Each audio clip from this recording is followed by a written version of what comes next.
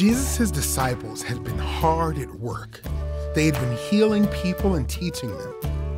So many people came and went that the disciples did not even have time to eat. So Jesus said to them, "Come with me. Let's go to a quiet place where we can be alone and get some rest."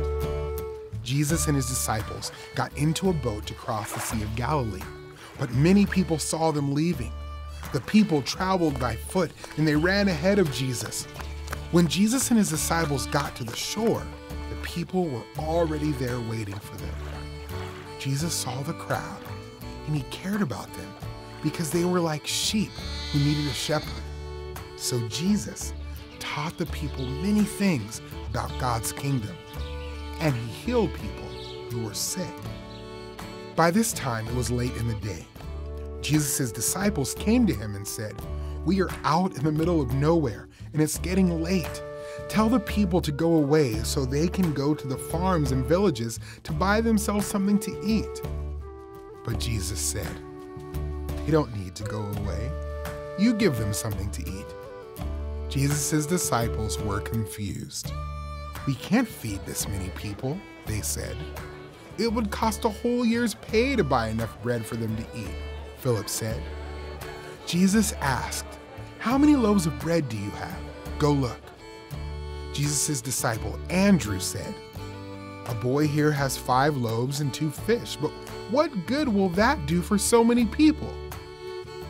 Jesus told the disciples to instruct everyone to sit down. So all the people sat down in big groups on the grass. Jesus took the 5 loaves of bread and the 2 fish. He looked up to heaven, and then he blessed the bread. He broke it into pieces and gave it to the disciples.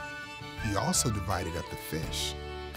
The disciples passed out the food to the people, and everyone ate until they were full. Then Jesus told the disciples to collect any leftover food.